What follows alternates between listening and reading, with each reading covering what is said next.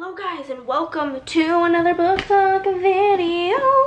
I have, let's see, how many books do we have to talk about? 1, 2, 3, 4, 5, 6, 7, 8, 9 books. Some were good, some we didn't finish. Let's get into it. I'm gonna pull up my Goodreads right now so that I can tell you my thoughts and feelings, because it's been some time in between these. I have not been, I'm behind on my reading situation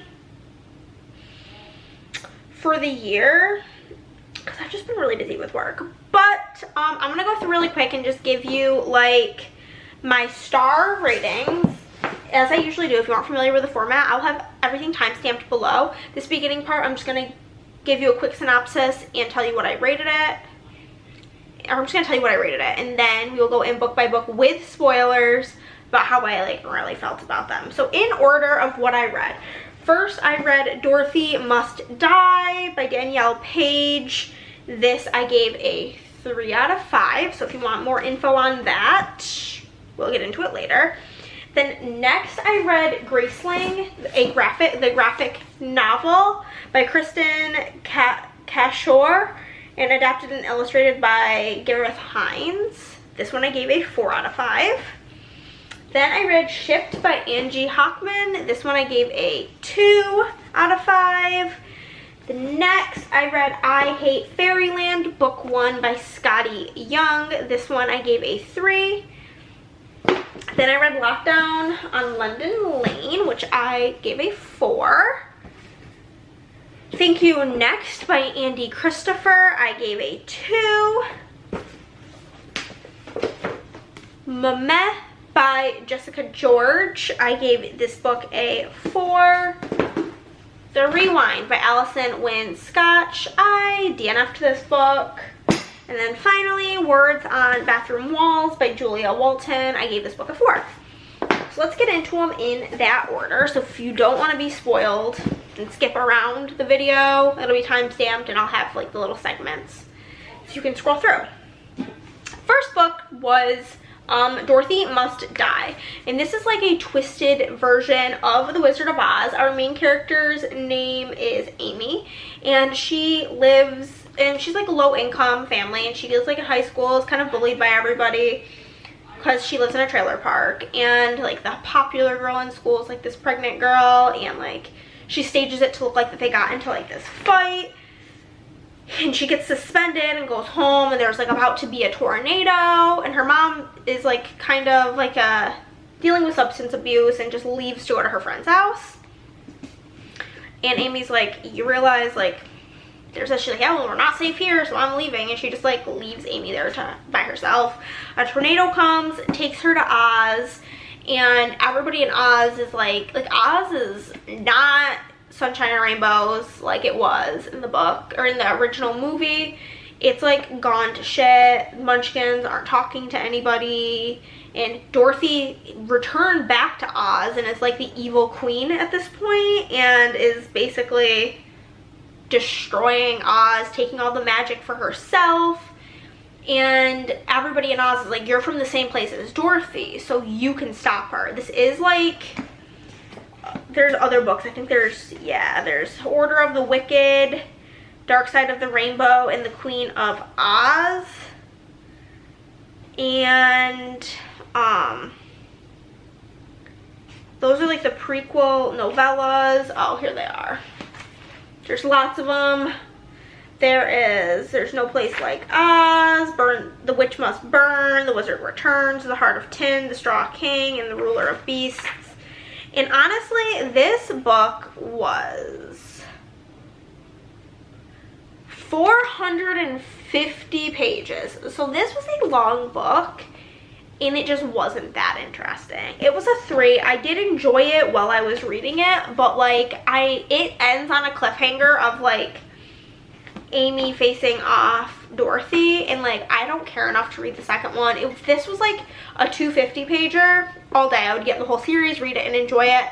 But there's just so much information that is so redundant, repetitive, boring.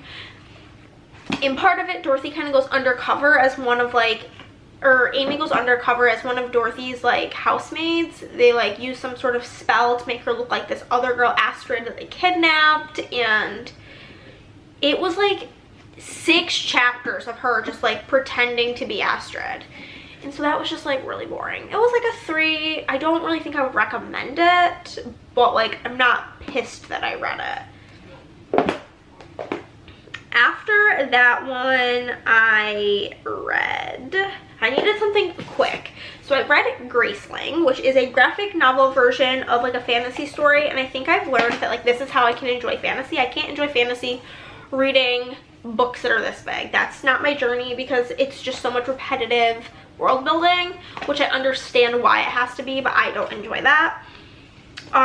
This, I gotta remember the names because it's been a while. It's about this gal named Casta, and she is a Graceling, and basically, I don't know if you can tell on the cover, this person has 2 colored eyes, and people with 2 colored eyes have like a grace, which is some sort of special power, and hers is like fighting, and she's like a badass fighter, never loses, and her uncle is like the king, and he is using her power for evil and like making her go and like threaten people because they know they can't beat her, and so on and so forth. And they like kidnap, or like they kidnap this, I don't remember the dude's name, but whatever. So they basically find out that this one king that's like supposed to be like the nice king is like the male protagonist's uncle is like actually trash. He's evil, and he has one eye basically cut out of his head, like he was in like a fight as a child, and like he was adopted by the king and the queen because they couldn't have children, and they felt bad for him, and all of this time like he's doing like really terrible things. And the guy character, I'm so annoyed that I cannot remember his name. The guy main character also is a Graceling. He has a gold and a silver eye. Those are actually really cool. He's gotta have a name. Where is it? What the hell? His name's Poe. Okay, so Poe's uncle is like, he's thinking he's like evil because like his aunt is in hiding with like their daughter, and they won't talk to him. And so they go on this like mission to go there and figure it out, and through the way they realize like, oh my god, he's missing an eye. What if he has a power?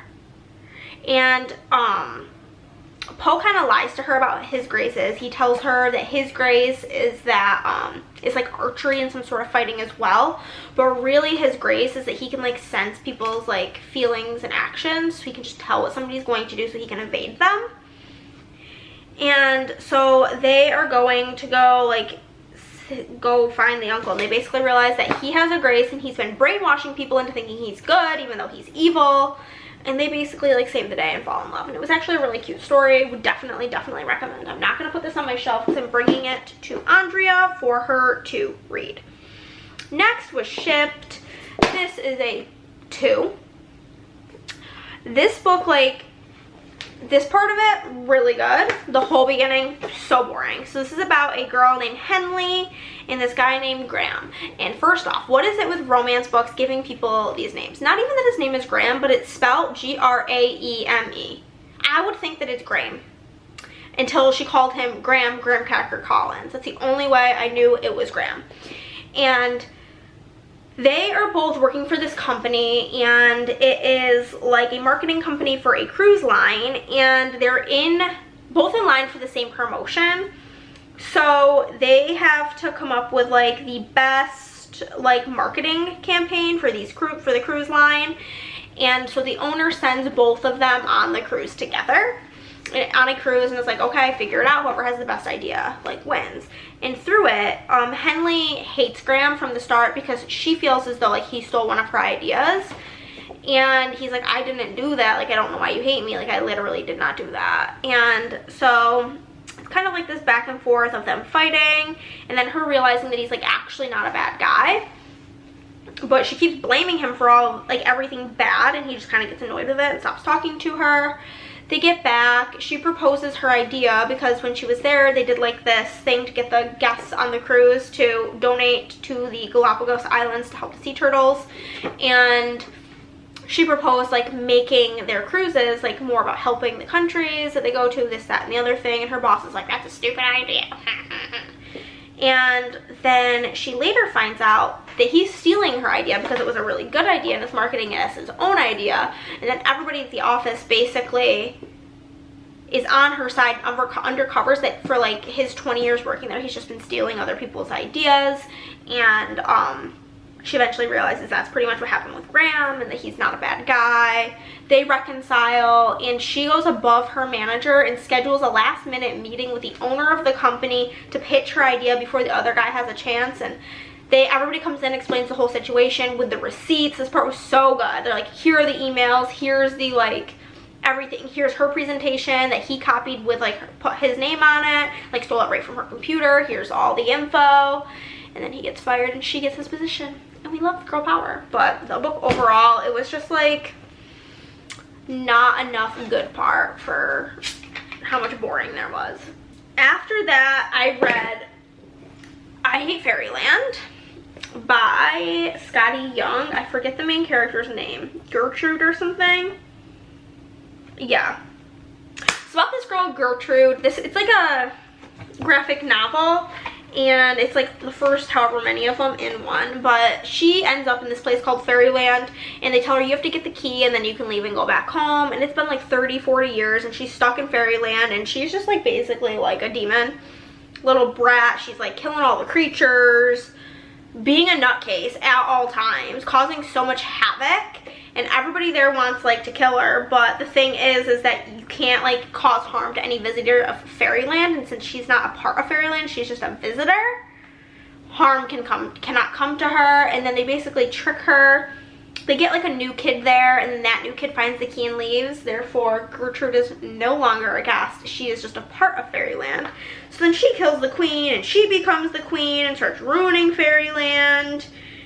And it's like a whole journey. It was fine. I rated it a 3. I didn't hate it, but like I'm not probably gonna read book 2. Next was a really good book. This was Lockdown on London Lane, and this did not have the best reviews. I was reading through them. It only has a 3.4 on Goodreads, but I really enjoyed this. So this book follows like 1, 2, 3, 4, 5 different sets of people, and it's basically the beginning of a pandemic, and somebody in the apartment building gets sick with whatever it is. And so it's all these different scenarios, and you're bouncing between the different apartment buildings. Like each chapter will tell you like apartment number 17, Serena, and like who it's about. So there's like Ethan and Charlotte, and they're like a couple that's like deeply in love, but Charlotte had gone to visit her parents, so she isn't there, and she tries to come home, and they're like, sorry ma'am, like you can't enter, we're on lockdown for 2 weeks. So they're stuck separated. Then there's a couple that's been together for years, and they get into a fight and have to like stay there and work it out, figure it out during the thing.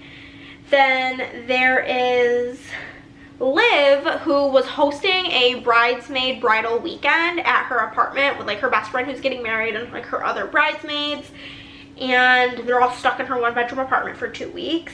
Then there is Isla and Danny. They had just started dating like a month into their relationship. Now they have to live together for 2 weeks. And then there's Imogen and Nate, and it was a one-night stand, and she tries to leave in the morning, like sneak out, and finds out she can't leave.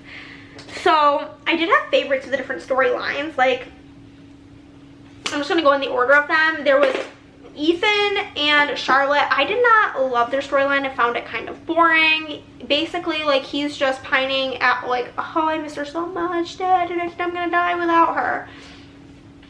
And he's like a streamer, and he like he decided during this that he was gonna like propose to her. So he's coming up with like how he's gonna do it, this, that, and the other thing. He like films a video that he's like making for her to propose, and then he goes to schedule his like YouTube video for like his gameplay video, and schedules the proposal video, and then it goes viral, and she shows up outside of his building, and she's like, did you mean it? And he's like, yeah, I meant it. So I didn't really like that. And the other one I didn't really like was Zach and Serena. Serena was a fucking bitch, okay? So they've been dating for years. Everything is peachy, fine, good, whatever. And then they start talking about like ordering a pizza, because they can like order stuff and order groceries, and it just has to be like sanitized by like the building's manager before it can come in. And he said he wanted pineapple on the pizza. And she's like, I don't even know you. What do you mean you want pineapple on your pizza? Who are you? She's like, what do we even know about each other? And so like they break up. I don't even remember if they, like, I think they decided to try to work it out. I don't know. It was corny. Liv was my like top 2 storylines. Loved her storyline. So she is gay. Her family doesn't know. Nobody really knows. And so it's like her friend who's getting married and her 3 other bridesmaids. There's like one of the other girls is also gay and it's kind of been like hitting on her all weekend, but she's like oblivious to it. And the bride's being a literal bridezilla. The groom is like texting her like, maybe we should like postpone the wedding with everything going on, you know. She's like, no, we can't, da, da, da, da. Like literally throwing wine bottles at walls and shit. And at the end, like, she's like kind of bullying Liv, like, why aren't you bringing anybody to the wedding, da, da, da, da, da. Can't you find a nice girl? And like basically outed her to all of her friends when she wasn't out, which was kind of like a bitchy move. And she's like, yeah, well, you're just like an asshole. Maybe you should just cancel your wedding. You're not gonna be able to have it anyway because of the pandemic. And like they got into all this fight, end up like making up. And then the one friend who's also gay is like, so you wanna be my date? And they end up together, which is really cute. Isla and Danny, their storyline was like pretty good. It was like very much so gave me Love Island vibes, where like they just started dating and now they have to like get into the fight stuff. Like they're both working from home and they're fighting about their schedules, and she's trying to like always look perfect. She's like, listen, I'm not always gonna have my hair done. And he's like, I literally don't care. She's like, well, I'm not always gonna have makeup on. He's like, I literally don't care. Like, it's fine, I get it, you're a human. And then Imogen and Nate, it was so funny because like she leaves in the morning because it's a one-night stand, like leaves. And the security guy's like, don't leave, you can't get out. Didn't you get the note under the door?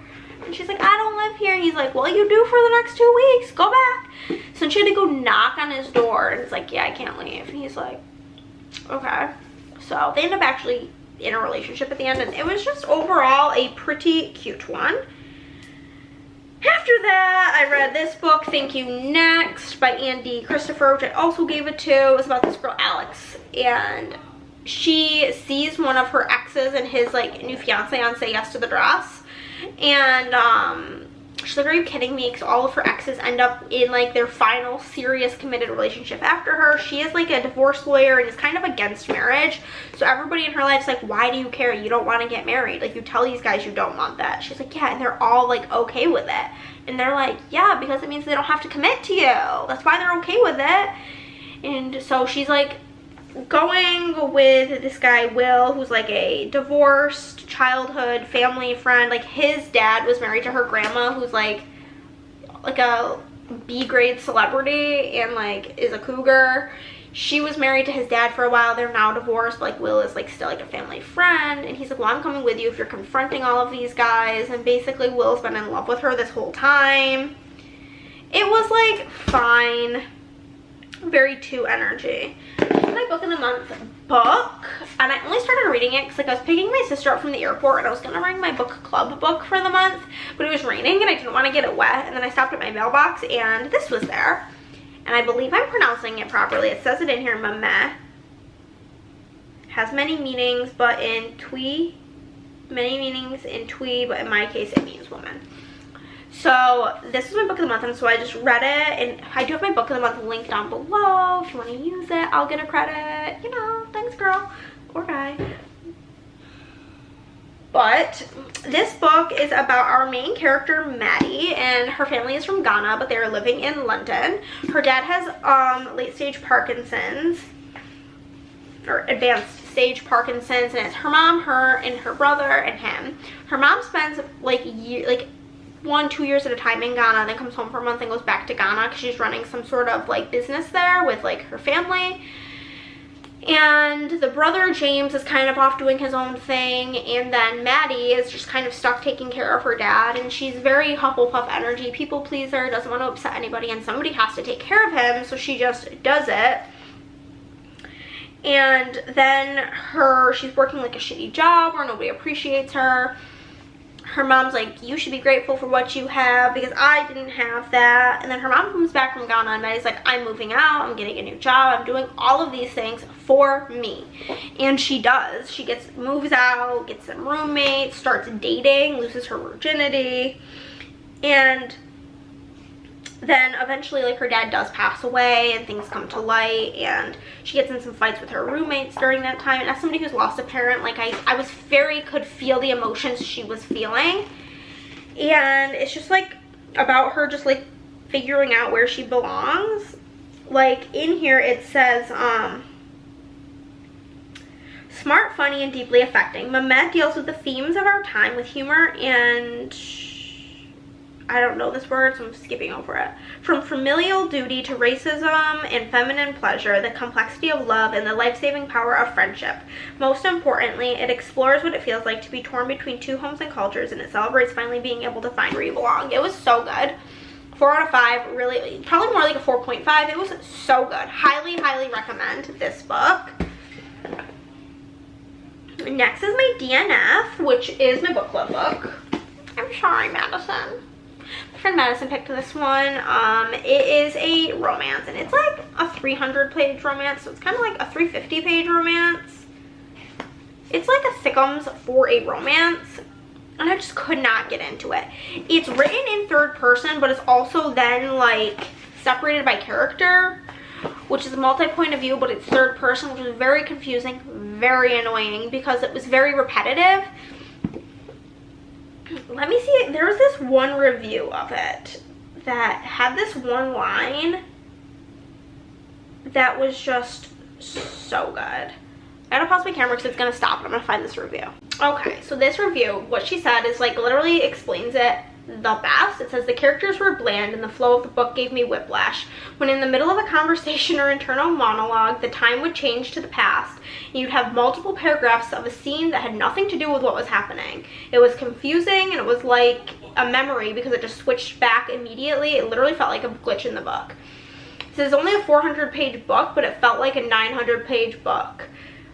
Except this was literally almost unbearable to read.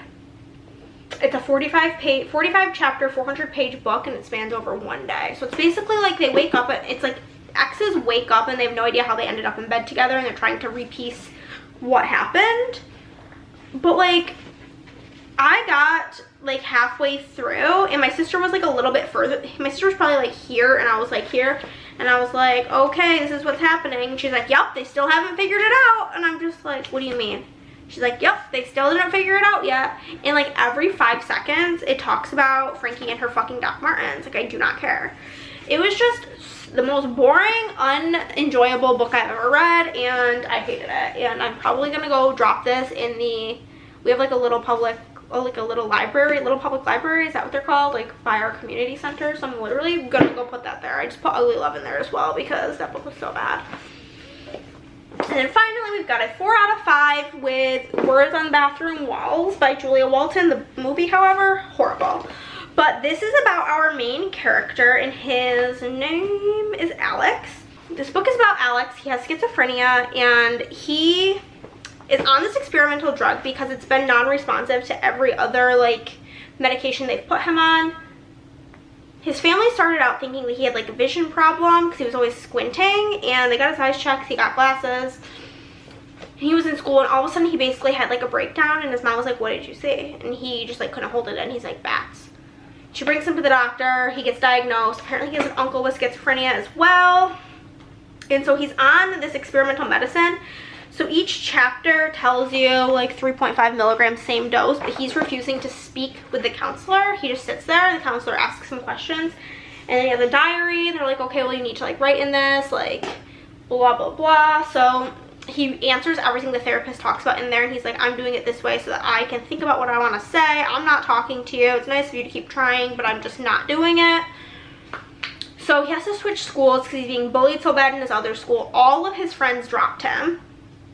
And so he's starting school at this Catholic school, and it was like his stepfather is a lawyer, and they've, like, in contract aren't allowed to talk about his mental illness with anybody. Like, the, like, head nun people know, but, like, they can't talk about it with any of the students. And so he starts this new school. The kid who's supposed to show him around basically ditches him and is kind of a bully, so that's annoying.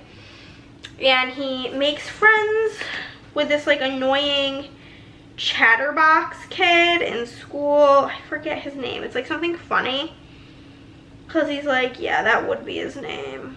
Nothing else would fit him other than that name. Dwight. So Dwight's like a chatterbox nerd who also doesn't really have any friends and kind of befriends him, as well as this girl Maya. And he's really smart. This is another, I hate in the book they make him, in the movie they make him like stupid and that Maya's his tutor, but really she's just like his friend in the book. And they like start bonding, and then him and Maya start dating, and he's like really good at cooking, and that helps him like focus, and the medicine starts to work until it doesn't. And like his mom and Dwight's mom like basically give them like a high schooler play date and like make them go play tennis every Monday. And so like that's really cute seeing their like relationship blossom and him having a friend, because all of his friends literally turned on him. But then he starts having adverse effects to the medication and starts becoming resistant to it, so they have to start weaning him off. And so all of his hallucinations and delusions start coming back, and it's like really sad experience. And then prom is coming up, and he really wants to give Maya a good prom, so he saves up all of his pills, and then takes them, like he stopped, like while they're weaning him off, he just like cheeks them and doesn't take them, and then takes them all the day of prom so that he can feel good. But it like he is unwell, ends up having to be rushed to the hospital, has like a really bad episode, and nobody knows, like Dwight and Maya do not know that he is schizophrenic. And when he wakes up in the hospital, his mom's like crying, and she also is having a baby. They find that out midway through the book. And she's like super pregnant, and he's like in the hospital, and he just wakes up and he looks at his mom and he's like, does she know? As in Maya. And mom's like, yeah, I told her. And he's like, I was almost relieved that like I don't have this secret anymore, because he would get constant headaches from the medication and had to just pretend that he just got a lot of headaches, and it was starting to like be harder for him to hide it. And Maya keeps visiting him in the hospital, and he's like, no, you're not, like, no, you don't deserve this. And she's like, you didn't ask me, like, what I want. Like, we can do this. Like, I love you, blah, blah, blah. Super cute. And, like, my favorite part of the book that they didn't put in the movie is, like, when everybody in his old school found out, like, his kindergarten best friends, they're seniors in high school, when they found out, didn't want anything to do with him anymore. And so after he finally comes home from the hospital, that first Monday, Dwight knocks on the door, and he's like, what are you doing here? And he's like, it's Monday, we play tennis. And he's like, well, don't you know, like, what's wrong with me? And he's like, yeah. He's like, so why are you here? And he's like, because on Monday we play tennis. He's like, well, I don't really feel like going out. And he holds up his Wii, and he's like, I had a feeling, so I brought this over, we can still play tennis. And it's just so cute, because he still wants to be his friend, and Maya still wants to be with him, and then his mom has the baby. And he goes to like meet the baby, and he's like, I always thought babies were ugly, but like she's beautiful and she's not like me, because what did he say? He said something to the effect that like crazy people can sense crazy, and she's not gonna be like me. And it was just like so endearing, so sweet. Really, really enjoyed this one. So that's everything I've read as of late. Hopefully in the next couple of months I have more time to read, because I miss it. It's just so enjoyable, good for the brain, but like I just genuinely have not had the time. So here's to hoping that changes. But thank you guys so much for watching. If you liked this video, give it a thumbs up. If you've read any of these books, let me know. Let a girl know. I'll see you guys in the next one. Bye.